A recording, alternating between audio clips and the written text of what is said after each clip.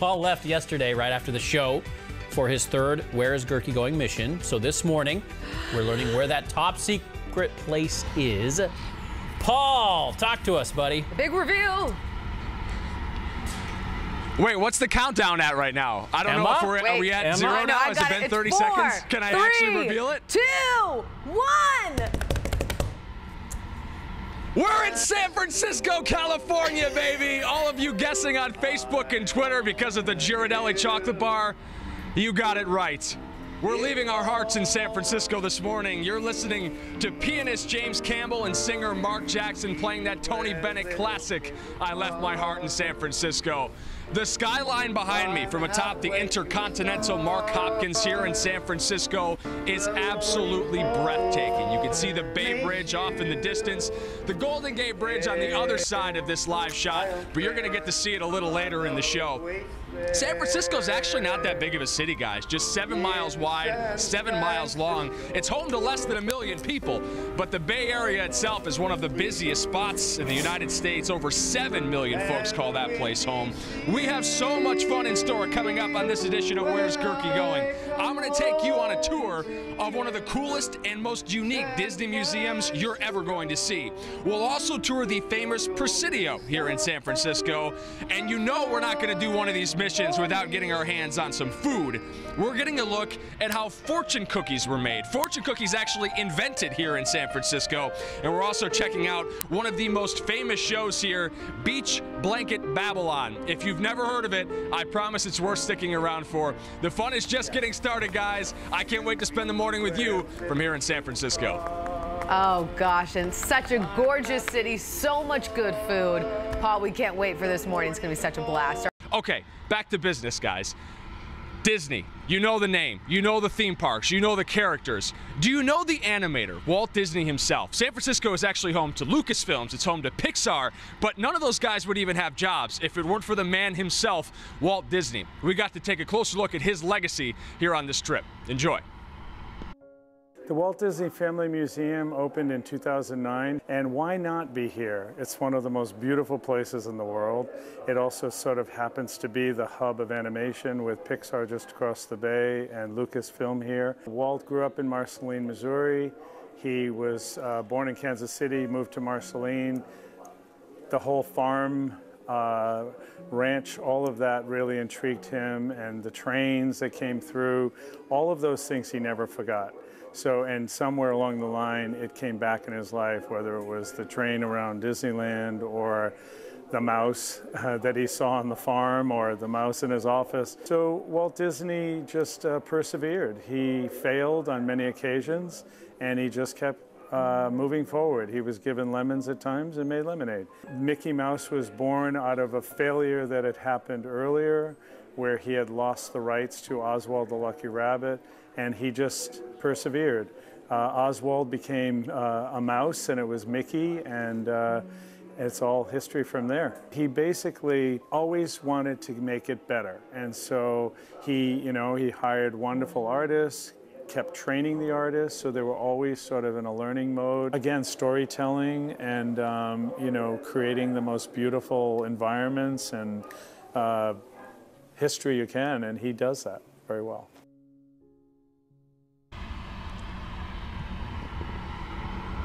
We actually looked into one of the persistent urban legends regarding the life of Walt Disney, in that he preserved his head and it's frozen in a vault somewhere. The people over at the Walt Disney Museum tell us that is false. His head is not lurking around in a refrigerator somewhere. Walt Disney was cremated when he passed away.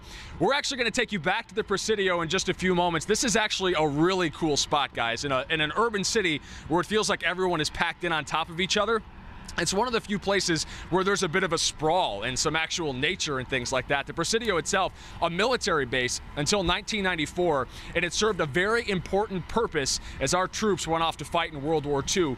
We'll share that with you coming up in just a few minutes here on 12 Today. Good morning, guys. If you're wondering where Gerke's going, maybe the car behind me will be a dead giveaway, because it's not like the cars you're going to see around the valley.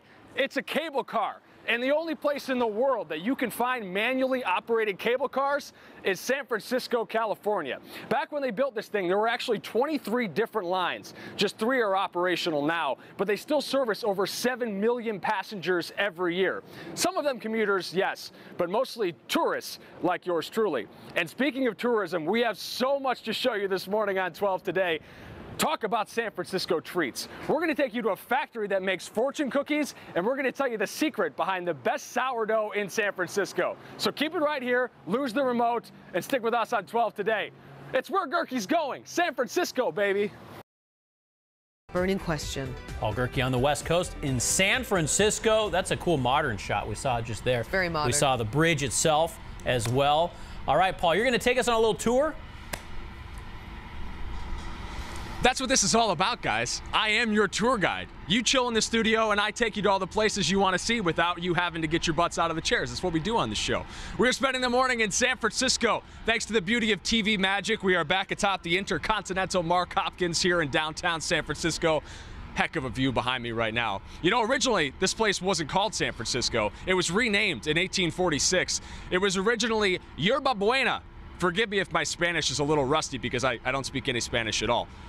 It means good herb in Spanish. You don't need to get your dictionary out. Yes, as Joe alluded to a moment ago, we had a chance to check out the Presidio. The Walt Disney Museum, just a very small part of what is now a part of the Golden Gate National Park system. You need to see this place for yourself. The Presidio was founded in 1776 by the Spanish Army, founded as an army post. And soon after, in the early 1800s, it was turned over to the Mexican Army. This place has been a military base for over 200 years. Congress passed the Trust Act, which allowed the Presidio Trust to come in and take management over this land, turned it into a national park. So we're sitting in a national park site, which is part of the Golden Gate National Recreation Area. When the Army decided to leave in 1994, there was a lot of abandoned buildings and rubble to be disposed of, with very little resources to decide what to do with that. Congress passed the Trust Act, which allowed the Presidio Trust to come in and take management over this land, turned it into a national park. So we're sitting in a national park site, which is part of the Golden Gate National Recreation Area. This is the oldest adobe wall of the fort. We still have excavations, live archaeology digs going on right now to excavate all of the walls of the fort to teach all of us about the interpretation of the place. Before the Army got here was very important to the Native Americans, the Ohlone tribes specifically, because it's a perfect area for fishing, for gathering food, growing food. It's a perfect climate. A lot of the Presidio is built up in the Victorian architecture. However, the Army style, which was a little bit more plain than regular Victorian. So you'll see a lot of buildings, including the oldest streetscape in San Francisco. This was one of the beautiful grand rooms that the officers would hold dances, they would hold weddings, they would hold celebrations. Right now it's all open to the public. Anyone can come here and enjoy the fireplace, and we hold public programs such as concerts and lectures interpreting the history of the Presidio here. These are the kind of things that we feel that the public can learn from, so we want to be a convener of the dialogue with those kind of histories.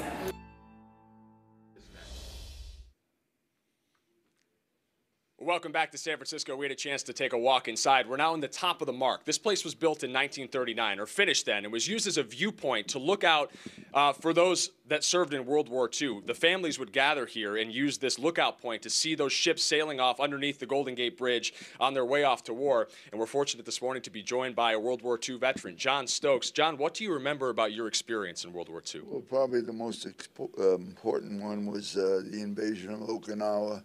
And I was on an ammunition ship, and out of 4 ammunition ships, mine was the only one that survived.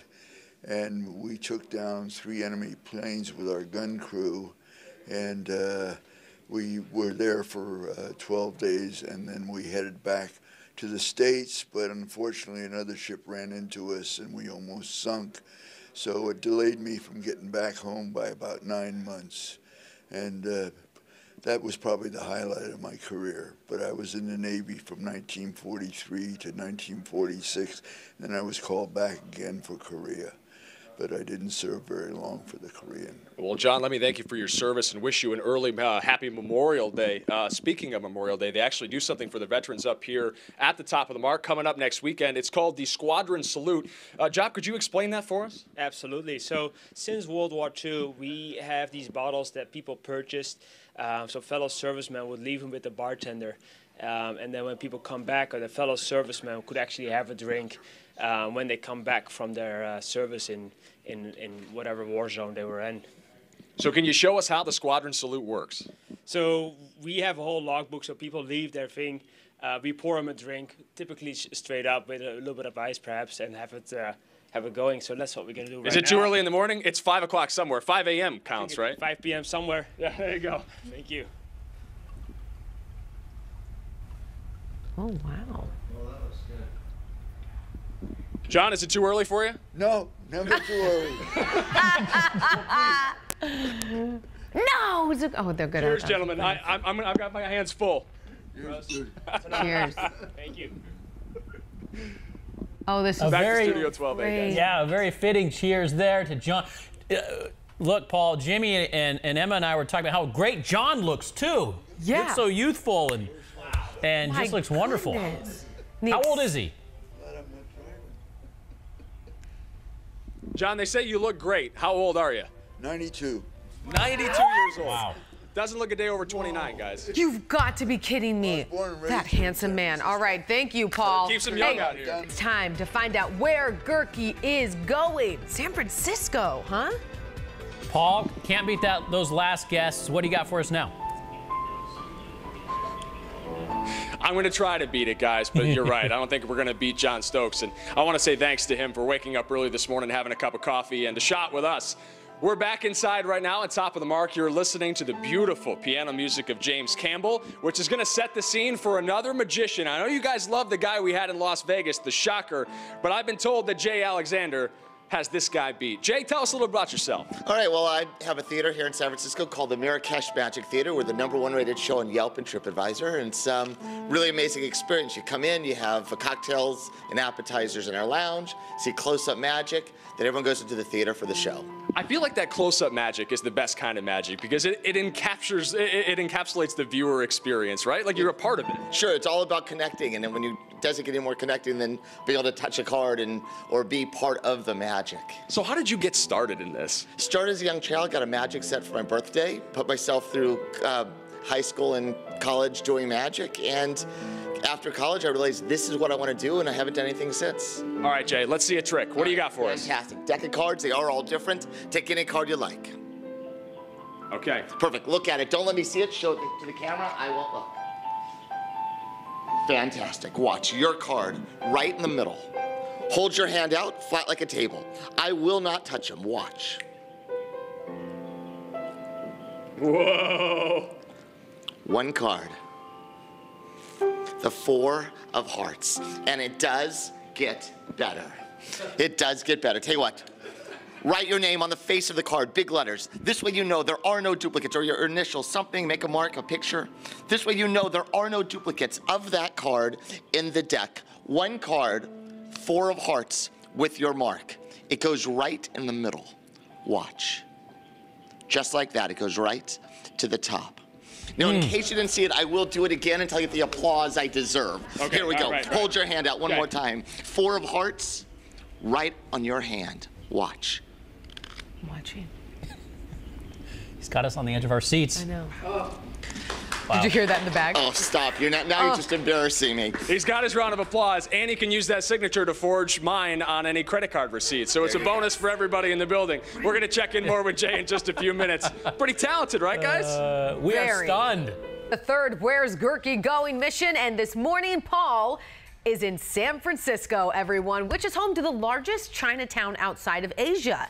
This area is one of the oldest and most established Chinatowns in the U.S. Honestly, some of the best food. And Paul, you got a unique look at this place, right? I did. If you guys didn't know, fortune cookies were actually invented here in San Francisco. You wouldn't think that that's the case. You'd think they'd be invented somewhere off of this continent, but that's not the case. If you don't know what goes into making a fortune cookie or the fortunes inside, have I got a San Francisco treat for you, a tour of a factory that makes fortune cookies.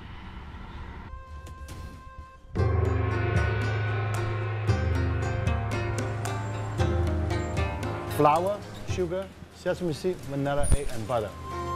It's tasty, it is. And it's hot. Everybody love it. It's a tradition for so many years. Pumps out the batter from here, and it goes around. It takes 4 minutes to come out. We do this one by hand, for 56 years. Now you don't see anymore. They do 1 million a day. We do like maybe 8,000. We did for the Super Bowl too. We did it for the NBA too. So we did a lot of stuff. As you see, we see a lot of people, famous people come by here. Emma, special for you, Emma. This one for Jimmy. Vanessa. This one's the Paul. Is Paul a nice guy? Very nice. Cool? Yeah. Cool guy? Very cool. Okay. I better give him a good fortune, okay?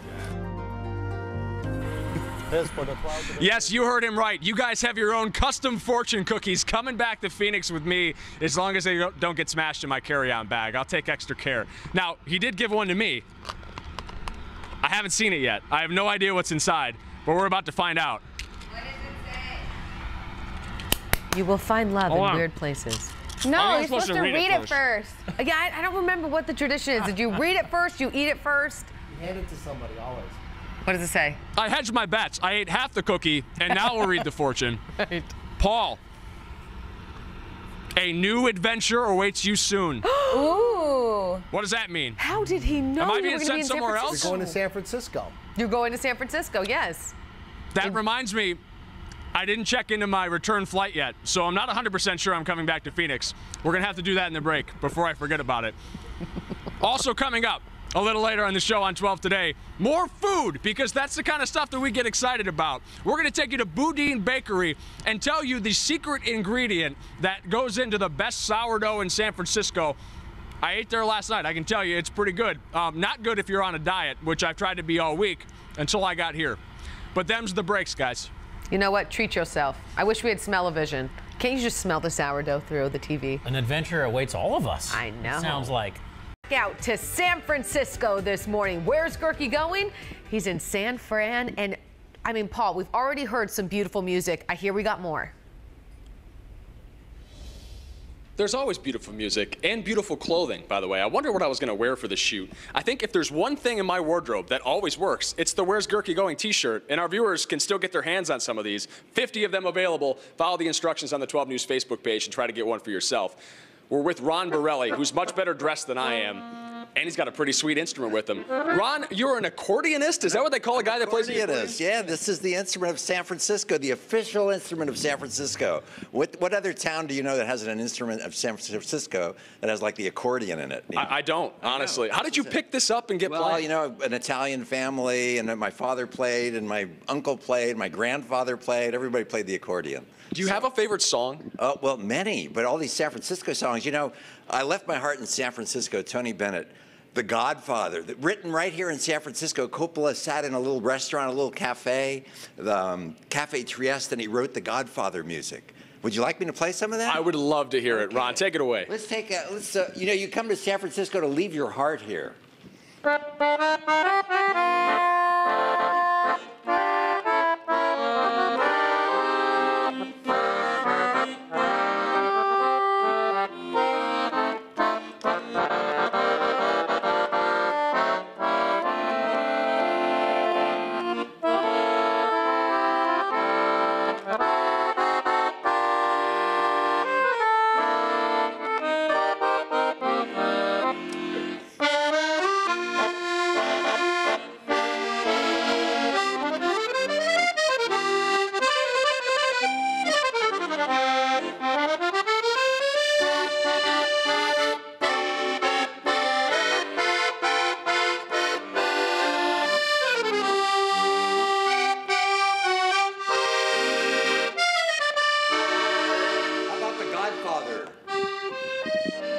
Now Ron is just showing off, everybody. You're going to hear more from him coming up on 12 today. Also ahead, we'll take you inside Beach Blanket Babylon and give away a couple tickets for any of you that are interested in seeing the show if you're passing through San Francisco this fall. Coming up here on 12 today.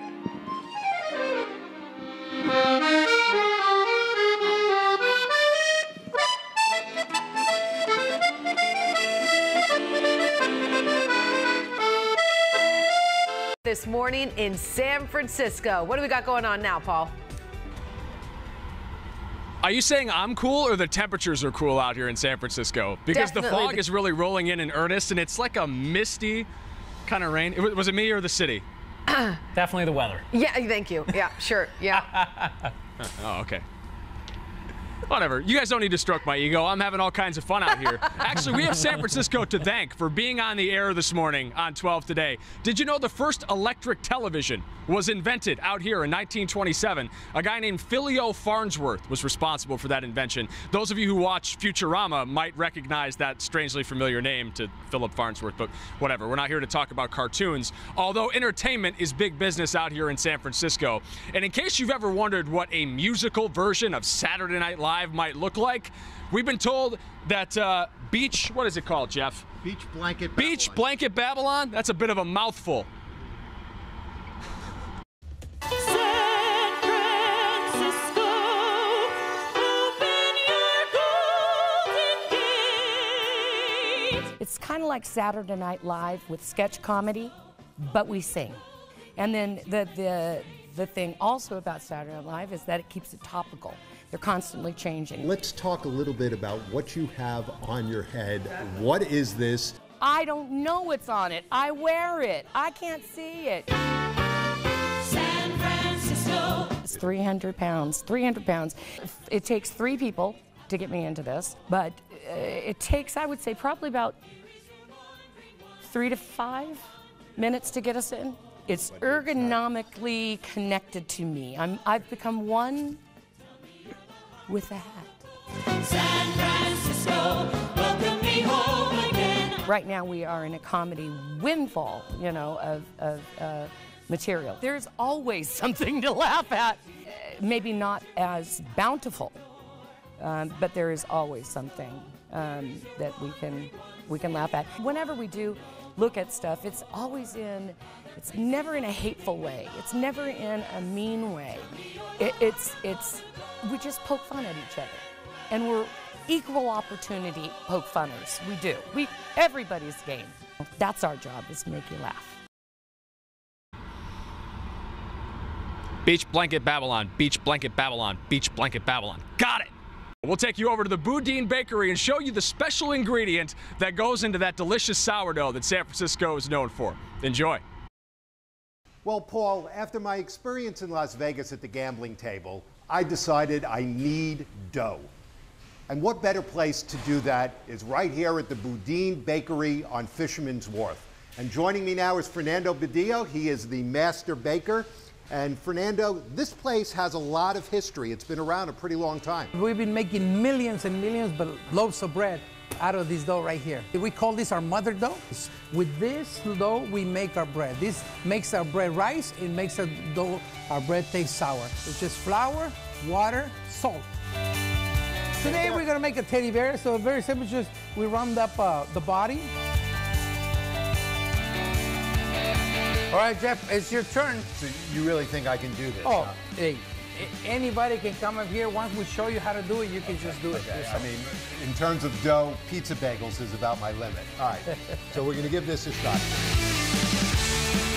So now we're down in the cafe, and as you can see, the teddy bear that I just made, you can buy for $10.50. Now, I think mine is probably worth a little bit more because it's a one of a kind. We're here with Rachel Lawrence, who is the creative director here at Boudin's. And Rachel, this place is so much more than just a bakery. It is. It's so much more than just a bakery.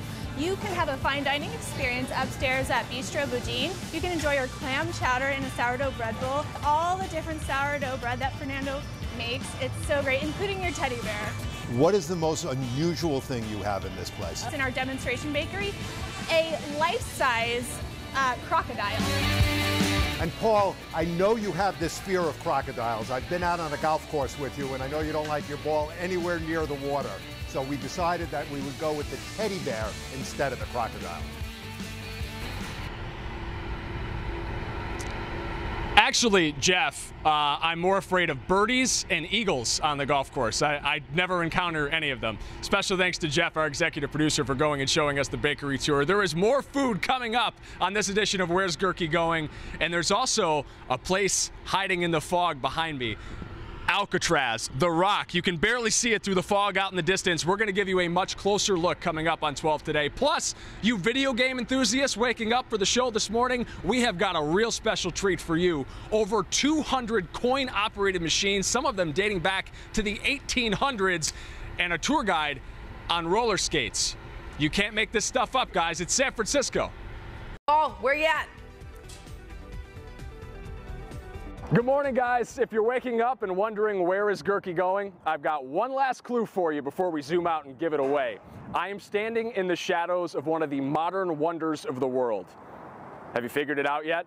It's the Golden Gate Bridge in San Francisco, California. This suspension bridge spanning the 1-mile wide strait, which connects the San Francisco Bay to the Pacific Ocean. 9,000 feet of steel carrying 110,000 cars every single day from one side to the other. When construction on this project finished in 1937, it was the tallest and longest suspension bridge in the world. Right now, certainly one of the most iconic and certainly one of the most photographed. You see the color of it, that orangish hue, that very distinct look? It's called International Orange. It was actually selected by one of the architects who built it. He said it complements the natural surroundings and enhances the bridge's visibility in the fog. As if you could miss that thing. We're just getting started here in San Francisco this morning, guys. Coming up in a few minutes, we're heading over toward the city. One of the most crookedest streets in the world. It's called Lombard Street, and we're going on a special tour via Segway. And I've also been told there may be martinis in my future, as if you needed another reason to stick around. We'll be back with more from San Francisco in just a few minutes, but for now, let's kick it back to the studio.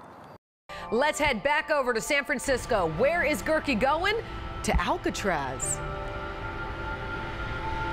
Oh, guys, the way you say it like that, Emma used her golf voice. It's all in the delivery. It gives me chills. But before we get to Alcatraz, I want to give a shout out to Terry Cosper, one of my followers on Twitter, who just sent a tweet a few minutes ago saying her and her husband were up watching 12 Today this morning. He was stationed at the Presidio, the place we gave you the tour of a little earlier, and said it was like reliving his time there. And the magician we had actually worked on one of the street corners when he was stationed there. So, Terry, thank you and your husband for waking up and sharing this experience with us. We really appreciate your feedback. All right, back to Alcatraz. You know it as one of the most scary places on the planet because it was like the jail you could not break out of, right? It hosted the most dangerous people on the planet when its doors were open, including famous mobster Al Capone.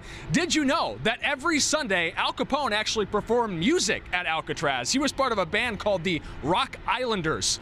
Capone played the banjo, but that's not what he's best known for, and that's not what Alcatraz is best known for. Let's give you a closer look.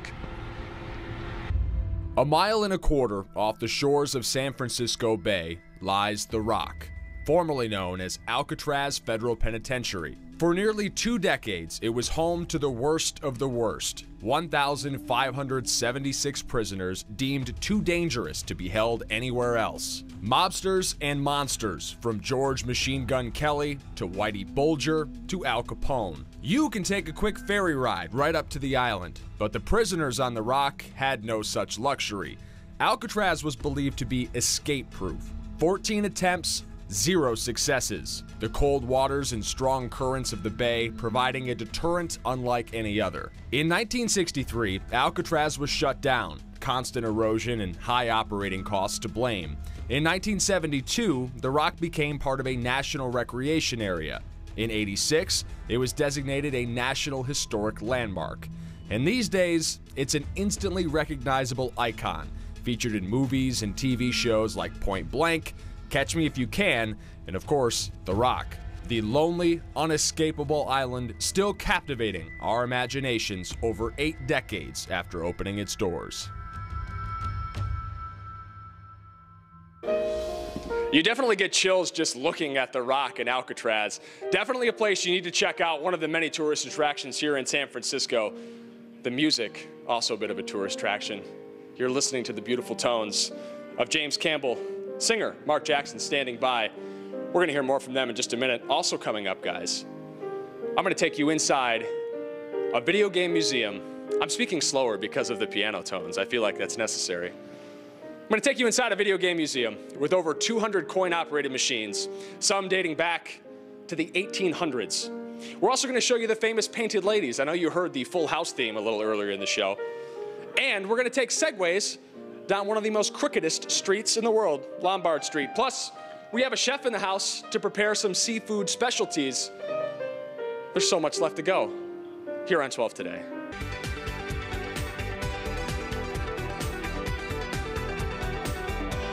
Welcome back to San Francisco. It has the reputation of being one of the techiest places on the planet. Dozens of Fortune 500 companies call the Bay Area home. But some of the coolest stuff you can find out here on historic Pier 45 is low tech. And there are hundreds of examples in the Musée Mécanique, a private collection of coin-operated machines, some dating back to the 1800s, along with some of the modern-day classics. Let's take a look.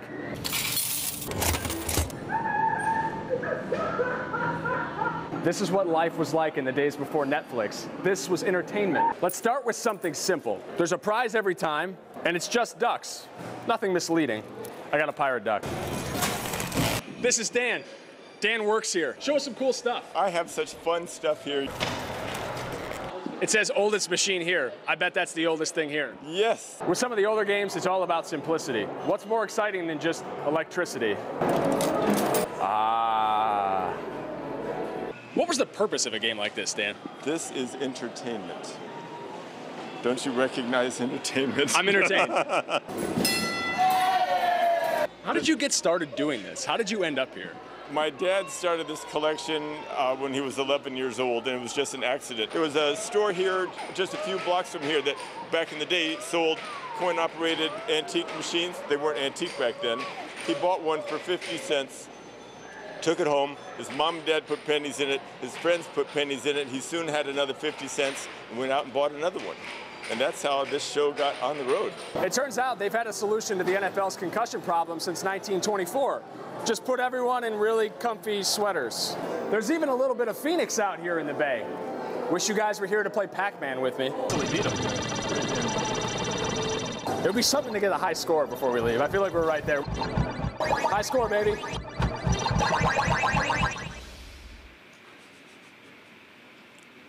I was informed that they reset the high scores on those machines every night, but I am content to have the high score for the day, if nothing else. Welcome back inside the Intercontinental Mark Hopkins here in San Francisco. We're at the top of the Mark, top floor of the building, a beautiful view and a beautiful place to have a drink. We're joined by Mark Pacheco, who actually worked last night.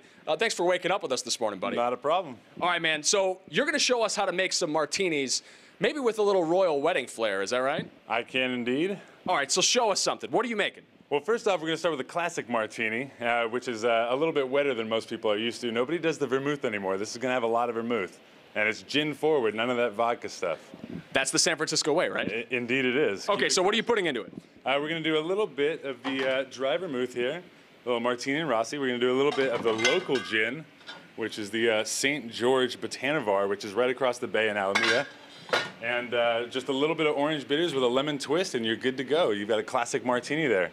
Okay, show us. All right, here we are. Now, you're going to do a 2-to-1 ratio, which is a little heavy on the vermouth, so we're going to do a little bit less, do about 3/4 of an ounce of the vermouth. Do a couple dashes of this Reagan orange bitters here. And then 2.5 ounces of the St. George. We talk a lot about fog in San Francisco. I feel like this is going to make you feel pretty foggy. It will indeed, but it helps keep you warm in the fog, and that's important here. I don't think that's actually scientifically correct, but I'm not going to judge you, Mark. I appreciate that. Now, is this shaken or stirred? Is this James Bond style? Now, you're going to go stirred here. The one rule of thumb, or an important rule of thumb for bartenders here, is that if it doesn't have juice, you don't shake it. So we're going to stir it here. If it doesn't have juice, don't shake it. If it's all booze, you want to stir that. So there we are. Have a martini glass right beside you here.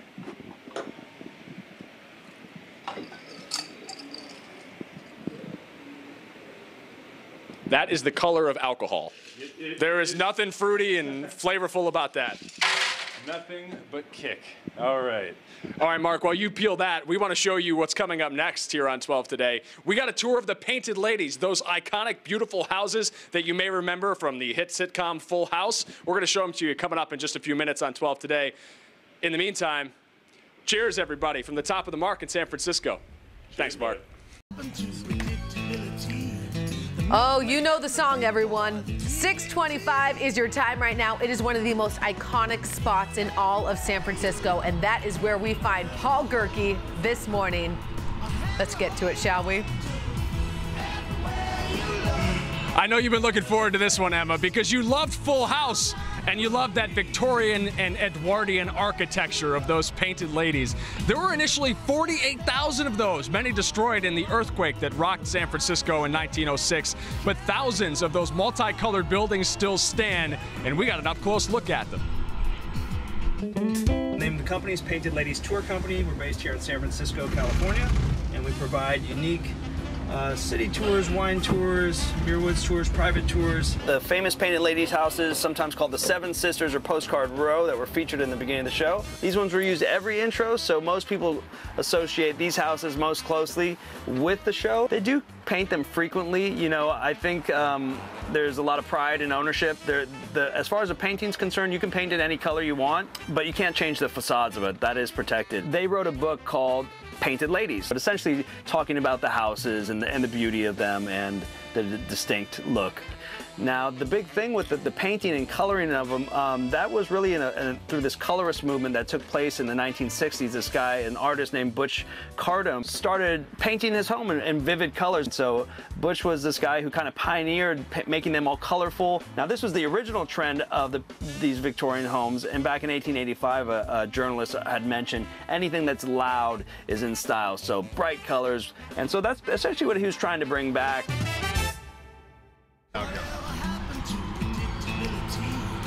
In case you're curious, in order to qualify as a Painted Lady, you need to be painted at least 3 different colors. As for that iconic Full House, it was actually purchased by the executive producer of the show for around $4 million. So you better start saving up, Emma. Down Lombard Street. Yeah, we go from the long streets of the desert here to a very different look. Paul's going to show us more. Paul? It is extremely curvy and extremely dangerous on a Segway, especially if you've never ridden on a Segway before, which was my predicament when we headed out to Lombard Street yesterday. Check it out. Lombard Street was constructed in the 1920s. Initially, it was just a straight shot down, but horses trying to walk down that steep incline broke their legs, so they had to angle it, kind of side to side in a slant pattern, so we could take our Segways down. It's a little unsteady. It's not as easy as it was on the streets. If I had an Instagram, this would be a great post on it.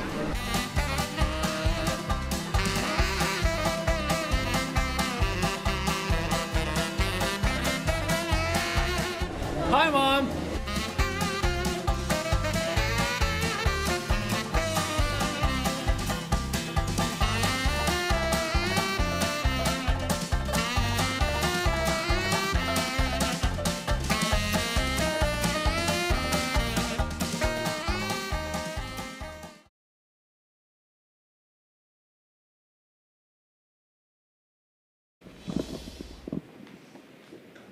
Check it out, guys. This is what you get for surviving the Segway tour on Lombard Street. I'm a doctorate now. I think it's an honorary degree. I'm not going to hang this one on the wall with my BA of Communications, but it was pretty cool nonetheless. And honestly, if you've never been on a Segway before, you should check it out because it feels like a natural extension of yourself for what it's worth. Let's bring the magician back in to save me from my own bad jokes.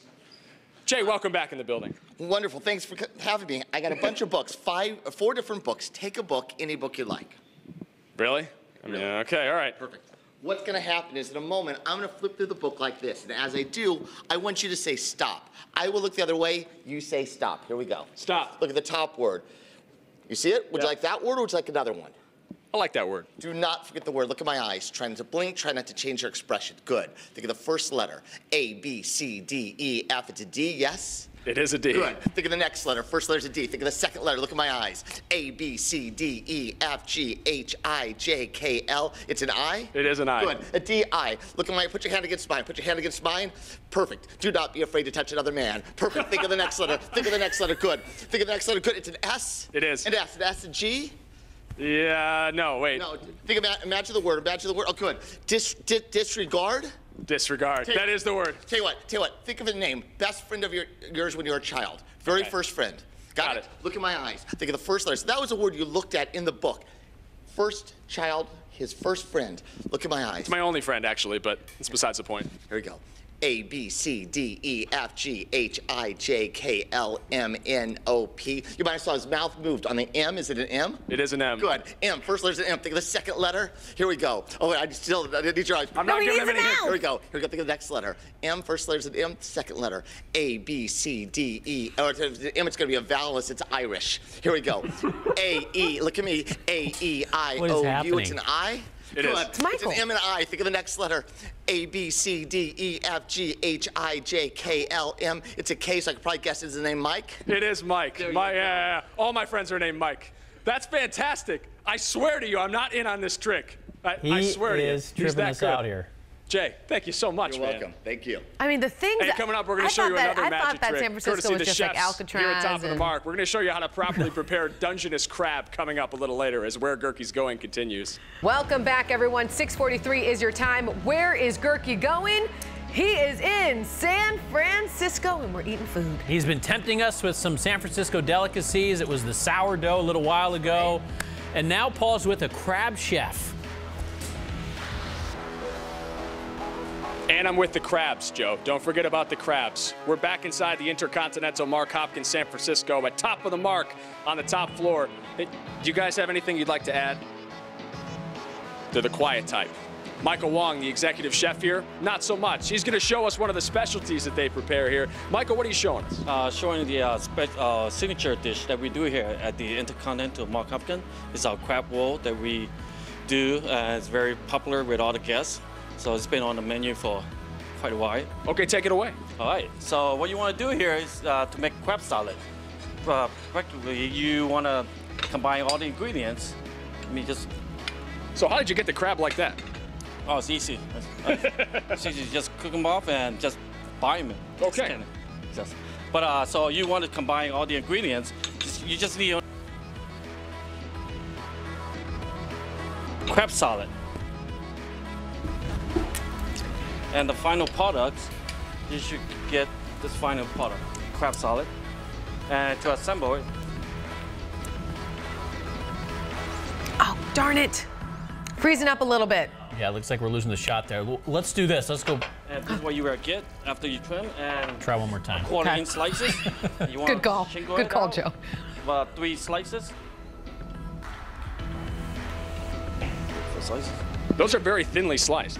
Oh, you have to. Michael has a very steady hand, guys. You have to thinly slice about, so you need about 2.5 ounces of crab meat. As he puts this on, we want to let you guys know that the recipe for this crab salad is actually posted online right now. You can go to 12news.com if you want to give it a try for yourself. And Paul, think of it like making a sushi at home. Okay. So you just want an egg wash because you have to, so it can, so you would be able to glue everything together after you order. Think of it as doing sushi. So now we're going to assemble it. Roll it right out, Michael. We're running out of time. Oh, he's using the napkin, guys. Just think of it sushi. So we roll it up. Afterward, after that, we want to transfer to a plastic film. Transfer the crab roll to the plastic film, and this is how it will look like after you're done with the plastic film. So you want to roll it nice and tight. So look at this. Holy Beautiful. smokes. You throw it in your pocket, you take it to work with you, instant lunch, Emma. Go to 12news.com, try it yourself. The most popular guy in the office with that. Oh, yeah, you should probably cook it. Yeah, throw it on there. You actually don't have to cook it. You just warm it up. Just warm up. All right, guys, we'll wrap up our Where's Gerke Going adventure in San Francisco coming up in a few minutes. Thanks, Paul. Crab salad? Pocket, yeah. Store it in the pocket and you head off to work.